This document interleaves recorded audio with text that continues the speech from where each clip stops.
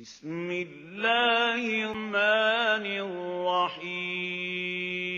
برقرار ہمارا channel subscribe کرنا اور نوٹیفیکیشن بیل آن کرنا نہ بھولیے گا تاکہ ہمارا رابطہ احساس ہی نہیں رہا۔ منکرات پھیل رہے ہیں، بے حیائی پھیل رہی ہے، بدعات پھیل رہی ہے، رسومات کے تومار ہے، اور جو کچھ ہو رہا ہے آج کل شادیوں میں وہ سب آپ کو معلوم ہے۔ یہ سب ہو رہا ہے اور ہمارے جو نہیں ریگ رہی ہمارے احساسات کے اوپر۔ معلوم ہوا کہ وَلَيْسَ وَرَاءَ ذَلِكَ مِنَ الْإِيمَانِ حَبَّةُ خَرْدَلٍ، ہم اس کے زمرے میں آ رہے ہیں۔ اللہ تعالیٰ معاف فرمائے اور ہمیں ایمان کی تجدید کی توفیق عطا فرمائے، ورنہ حکم تو یہ ہے کہ پھر تو رائی کے دانے کے برابر ایمان نہیں۔ اب یہاں اس حدیث کی روح سے جو ایک اہم مسئلہ میں آپ کو بتانا چاہتا ہوں وہ یہ ہے، بدقسمتی سے عام طور پر سنی مسلمانوں میں ایک خیال عام ہو گیا ہے، اور وہ خیال یہ ہے کہ اصحاب اقتدار بادشاہ وہ کتنے بھی فاسق ہوں، فاجر ہوں، کچھ بھی کریں، ظالم ہوں، ان کے خلاف بغاوت نہیں ہو سکتی جب تک کہ وہ آپ کو کفر کا حکم نہ دیں۔ اصل میں بعض روایات ہیں محمد الرسول اللہ صلی اللہ علیہ وسلم کی بعض احادیث جو اس مضمون کی ہے کہ جب تک کفر بوا کا حکم نہ دیا جائے بغاوت نہیں ہو سکتی۔ ان احادیث کی وجہ سے بہت سے لوگوں کا یہ خیال ہوا، اور عام طور پر اہل سنت میں یہ خیال عام ہو گیا ہے۔ میں اسی کا نتیجہ دیکھ رہا ہوں۔ میرے لیے آج کل یہ مسئلہ بڑا ایک گہرے غور و فکر کا موجب ہو گیا ہے۔ کیا وجہ ہے؟ شیعہ سنیوں کے مقابلے میں پوری دنیا میں اگر تعداد دیکھیں 1/100 نہیں، لیکن اس صدی میں اگر انقلاب برپا کیا تو شیعوں نے بادشاہت کا تختہ الٹا، جو بھی نظام انہوں نے قائم کیا اپنی فقہ کے مطابق نظام قائم کر لیا۔ پوری سنی ورلڈ، موریتانیہ سے لے کر انڈونیشیا تک ایسی ایسی عظیم تحریکیں، جماعت اسلامی کی تحریک، تبلیغی جماعت کی تحریک، الاخوان المسلمون کی تحریک، لیکن کہیں بھی انقلاب کے کوئی آثار ابھی تک موجود نہیں، دور دور تک کوئی اثرات نہیں۔ آخر کوئی سبب ہے؟ اور طلب مسئلہ ہے، وجہ کیا ہے؟ یہ سنی جو ہے یہ سن کیوں ہو کر رہ گیا ہے؟ کوئی نہ کوئی فکر کے اندر، سوچ کے اندر، نظریے کے اندر کوئی غلطی ہے۔ بات سمجھ لیجئے، آج جیسا کہ میں نے عرض کیا، میں نے بڑا سینسیٹیو ایشو ہے، آج تک کبھی اس پر گفتگو نہیں کی ہے، لیکن کچھ دنوں سے شدت کے ساتھ میں سوچ رہا ہوں وجہ کیا ہے؟ جان ہی نہیں پڑتی، کہیں معلوم ہوتا مردہ ہے۔ معاشی مسئلے پر کھڑے ہو جائیں گے، سیاسی مسئلے پر کھڑے ہو جائیں گے، کسی کی ٹانگ کھینچنے کو جمع ہو جائیں گے، سینکڑوں لوگ جانے بھی دے دیں گے، لیکن کوئی آرگنائزڈ ایفرٹ اس دنیا میں اسی دور میں ایرانیوں نے کر کے دکھا دیا۔ جو بھی ان کا دین ہے، جو بھی ان کی فقہ ہے، جو ان کے تصورات ہیں، اس کو چھوڑ دیجئے کہ اس سے ہمیں کہاں کہاں اختلاف ہے، لیکن انہوں نے اس کو کر کے تو دکھایا ہے۔ ہم نے کیا کیا؟ بادشاہتیں چل رہی ہیں، ایک ایک محل اربوں ڈالر کا بنتا ہے، اور محل خالی پڑے رہتے ہیں۔ بادشاہ سلامت کی جھلک دیکھنا نصیب نہیں ہوتا محل کو۔ سال میں زیادہ سے زیادہ بادشاہ سلامت 4-6 دن کے لیے آ جائیں گے بس، اور محل اربوں ڈالر کا بنا ہوا۔ جبکہ اسی ملک کے اندر جا کر دیکھیے آپ کو کہ بالکل حیوانوں کی طرح انسان رہتے ہوئے نظر آ جائیں گے آپ، بھیک مانگتے ہوئے لوگ نظر آ جائیں گے آپ، حاجیوں سے، اور جو لوگ عمرے کے لیے جاتے ہیں بچے جس طریقے سے لپٹ لپٹ کر مانگتے ہیں، وہ وہاں پہ اب بھی نقشہ موجود ہے۔ یہ حال کیا ہے؟ یہ نظام ہمارے ہاں کیوں نہیں بدل رہا؟ کہیں سے کوئی حرکت نہیں۔ خاص طور پر اس دنوں میں مجھ پر یہ سوچ بہت زیادہ طاری ہوئی۔ اس کی وجہ کیا ہے یہ بھی سن لیجئے۔ جب یہ جہاد افغانستان بڑی شدت کے ساتھ چل رہا تھا، اب تو یہ کہ اس میں بہت سی صورتحال، بہرحال میں اس پر گفتگو نہیں کرنا چاہتا، اب وہ یوں کہا جا سکتا ہے کوئی قابل رشک حالت میں نہیں ہے، لیکن میں آج سے پہلے کی بات کر رہا ہوں۔ 1-2 سال پہلے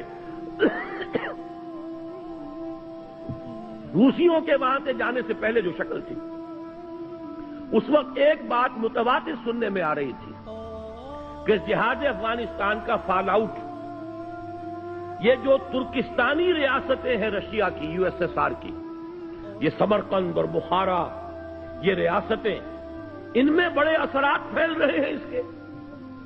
ان میں اسلامی جذبات، دینی جذبات زندہ ہو رہے ہیں، اور انشاءاللہ روس کو لینے کے دینے پڑ جائیں گے، اور افغانستان میں جو کچھ اس نے کیا ہے اس کے نتیجے میں ان تمام ریاستوں میں بغاوت ہو جائے گی۔ لیکن میں حیران ہوں، بغاوت ہوئی تو نمبر 1 یورپین کنٹریز میں ہوئی، ذرا گرفت کمزور پڑی ہے اگر رشیا کی، یورپ کے اندر ایک ملک، دوسرا ملک، تیسرا ملک، چوتھا ملک، انہوں نے بند توڑ دیے، کھڑے ہو گئے۔ پھر یہ کہ روس کی جو اپنی ریاستیں ہیں، بالٹک سٹیٹس کے اندر، لوتھیانا وغیرہ کے اندر بغاوت ہو گئی، جا کر گورباچوف نے معافیاں مانگی ہیں، خوشامدیں کی ہیں، خدا کے لیے ہم روسی دستور کے اندر سیسیشن کے لیے پروویژن پیدا کر دیتے ہیں، اس وقت جو ہے علیحدہ نہ ہو، آئندہ کے کسی مرحلے کے لیے باقاعدہ ہم دستوری راستہ کھول دیں گے۔ لیکن کہا نہیں، اس کے بعد اگر کوئی بغاوت ہوئی تو آذربائیجان میں ہوئی ہے، جہاں شیعہ مسلمان آباد، یہ سنی ساری ریاستیں سن پڑی ہوئی ہیں، ابھی تک کوئی خبر نہیں ہے کہیں سے، نہ سمرقند سے، نہ بخارا سے، کہیں سے کوئی خبر نہیں، کوئی حرکت نہیں۔ اس کی وجہ یہی ہے، میں نے جہاں تک غور کیا، سنی اسلام میں کچھ علماء نے اس خیال کو عام کر دیا ہے کہ حاکموں کے خلاف بغاوت نہیں ہو سکتی،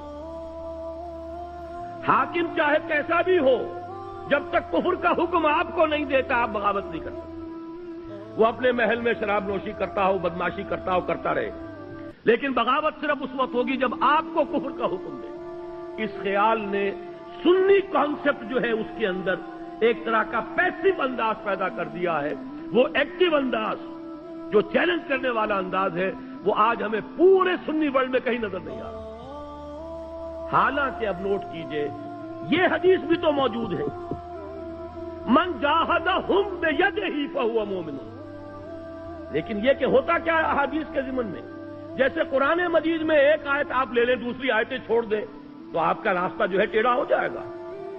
ہر شخص کو دیکھنا ہے اس مضمون میں کون کون سی آیتیں آئی ہیں، کہاں کہاں آئی ہیں، ورنہ تو یہ لا تقربوا الصلاۃ وانتم سکارا، انتم سکارا چھوڑ دیجئے تو نماز کے قریب نہ جائیے۔ حدیث میں جہاں وہ حدیث موجود ہے کہ جب تک وہ کفر کا حکم نہ دے بغاوت نہیں کر سکتے، وہاں یہ حدیثیں بھی تو موجود ہیں کہ جب وہ لوگ ہوں برسر کار کہ جو یفعلون ما لا یؤمرون ویقولون ما لا یفعلون فمن جاہدہم بیدہ فہو مومن، یہ جہاد بالید کس شے کا نام ہے؟ اگر بغاوت نہیں ہو سکتی، اگر ان کے اختیار کو چیلنج نہیں کیا جا سکتا تو یہ الفاظ حضور نے کیوں استعمال کیے؟ من جاہدہم بیدہ فہو مومن، ومن جاہدہم بلسانہ فہو مومن، ومن جاہدہم بقلبہ فہو مومن، ولیس وراء ذلک من الایمان حبۃ خردل۔ اپنی اس گفتگو کو میں ختم کرنا چاہتا ہوں امام ابو حنیفہ کا مسلک بیان کر کے۔ امام ابو حنیفہ کا مسلک یہ ہے، یہ اصل میں ہمارے ہاں عام طور پر اہل حدیث علماء نے اس فکر کو عام کر دیا ہے۔ امام صاحب کا موقف یہ ہے کہ فاسق و فاجر حکمرانوں کے خلاف بغاوت ہو سکتی، پہلے سمجھانے کی کوشش کیجئے، امر بالمعروف و نہی عن المنکر زبانی طور پر کیجئے، فإن لم یأتمر، اگر اس کا اثر نہ ہو فبالسیف، تو پھر تلوار کے ذریعے سے انہیں سیدھا کیجئے۔ یہ موقف ہے امام ابو حنیفہ رحمۃ اللہ علیہ کا۔ فقہ حنفی کے اندر اس بات کی اجازت موجود ہے، اگرچہ امام صاحب نے اس کے لیے ایک شرط عائد کی ہے، طاقت اتنی ہو جانی چاہیے کہ کامیابی یقینی ہو جائے، یہ نہیں کہ چند آدمی کھڑے ہوں، نعرہ لگائیں، پھانسی چڑھ جائیں، بات ختم ہو جائے۔ پہلے طاقت پیدا کیجیے، دعوت کے ذریعے، تنظیم کے ذریعے، تربیت کے ذریعے آپ ایسی طاقت فراہم کر لیں، پھر یہ ہے کہ بغاوت کی بھی اجازت موجود ہے، بغاوت حرام نہیں ہے ہمارے دین میں۔ یہ بات جو ہے اس حدیث کے حوالے سے نوٹ کر لیجئے، اور یہ کہ امام ابو حنیفہ رحمۃ اللہ علیہ کا وہ موقف ہے، عام طور پر بعض احادیث کے ذریعے سے، بعض احادیث کے حوالے سے، خاص طور پر اہل حدیث علماء نے جس چیز کو عام کر دیا ہے وہ در حقیقت کوئی متفق علیہ چیز نہیں ہے ہمارے ہاں، بلکہ امام ابو حنیفہ کا موقف یہ کتاب و سنت سے اقرب ہے، نزدیک تر ہے، اور یہ حدیث آج آپ کے پاس متن اس کا موجود ہے، آپ اس کو لے جائیے، غور کیجئے، سوچئے، گفتگو کیجئے کہ جب یہ صورت پیدا ہو جائے کہ یقولون ما لا یفعلون ویفعلون ما لا یؤمرون، جب ایسے لوگ ہوں جو کہتے کچھ اور ہوں، کرتے کچھ اور ہوں، کرتے وہ ہوں جس کا حکم نہ ملا ہو، تو فرمایا فمن جاہدہم بیدہ فہو مومن ومن جاہدہم بلسانہ فہو مومن ومن جاہدہم بقلبہ فہو مومن ولیس وراء ذلک من الایمان حبۃ خردل.